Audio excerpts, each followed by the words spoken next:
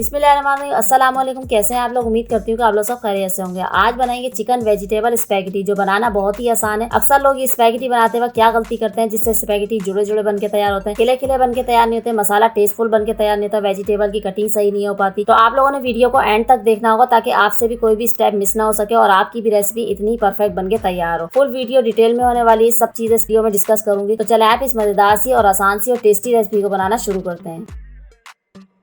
तो चलिए जी, बिस्मिल्लाहिर्रहमानिर्रहीम। मजेदार सी स्पैगेटी बनाने के लिए 125 ग्राम स्पैगेटी ले लिया और चिकन ले लिए जिसको क्यूब्स में कट कर लिया 125 ग्राम। इसको रख देंगे साइड में। हरी प्याज ले लिए, हरी प्याज का सफेद वाला पाव और ग्रीन वाला पाव। ये शिमला मिर्च ले लिए स्लाइस में कट की हुई, इसको भी रख देंगे साइड में। खूबसूरत से पैन में स्पैगेटी को बॉईल कर लेंगे।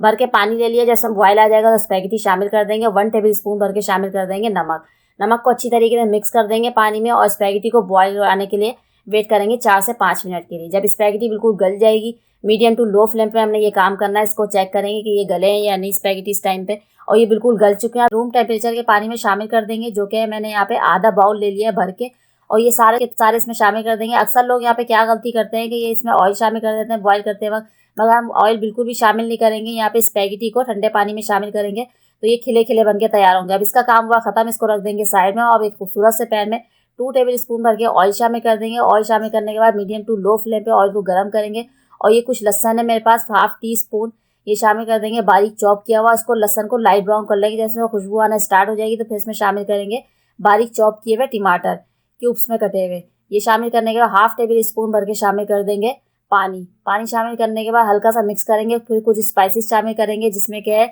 1 टीस्पून शामिल करेंगे लाल पीसी हुई, 1 टीस्पून लाल कुटी हुई मिर्च, 1 टीस्पून चाइनीज नमक और 1 टीस्पून नमक और 1 टीस्पून शामिल कर देंगे टिक्का मसाला।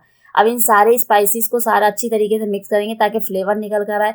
मिक्सिंग हो जाएगी अच्छी तरीके से, सारा पानी इसका ड्राई हो जाएगा, ऑयल सेपरेट हो जाएगा, कुछ पानी रह जाएगा तो फिर हम इसमें शामिल कर देंगे यहाँ पे चिकन, जो कि मैंने क्यूब्स में कट की हुई। ये सारी की सारी इसमें शामिल कर देंगे। शामिल करने के बाद चिकन को इतना पकाएंगे कि चिकन गल जाए, ये चिकन के पानी में ही और टमाटर के पानी में। पानी हम मज़ीद इसमें शामिल नहीं करेंगे। और अच्छी तरीके से मिक्सिंग करने के बाद जब ये गल जाएगी तो फिर ये इसमें वेजिटेबल शामिल कर देंगे, जो कि है हरी प्याज और शिमला मिर्च। ये सारी की सारी इसमें शामिल करने के बाद अच्छी तरीके से मिक्सिंग करनी है। इसको गलाना नहीं है शिमला मिर्च को, हरी प्याज को, नहीं तो उसका क्रंच ख़त्म हो जाएगा। और 1/2 टीस्पून शामिल कर देंगे काली मिर्चों का पाउडर, 1 टीस्पून शामिल कर देंगे चिली गार्लिक सॉस और 1 टेबल स्पून भर के शामिल कर देंगे सोया सॉस। अच्छी तरीके से इन सारी चीज़ों की मिक्सिंग करेंगे। ये सारी चीज़ें मिक्सिंग हो जाएंगी, फ्लेवर इन सारी चीज़ों का निकल कर आ जाएगा तो फिर इसमें शामिल कर देंगे ये स्पैगेटी, जो कि मैंने बॉयल करके रखी थी। और यहाँ पे स्पैगेटी आप लोग चेक करेंगे कि कितने खिले खिले बन के तैयार हुए हैं, बिल्कुल भी चिपके नहीं है, आपस में जुड़े हुए नहीं है। ये तो मेन टिप है, आप लोग इसको लाजमी फॉलो कीजिएगा तो आपकी भी ये बेहतरीन रिजल्ट मिलने वाले हैं आप लोगों को। अच्छी तरीके से इसकी मिक्सिंग करेंगे तो और ये मज़ेदार से स्पैगेटी हमारे बनके बिल्कुल रेडी हो जाएंगे।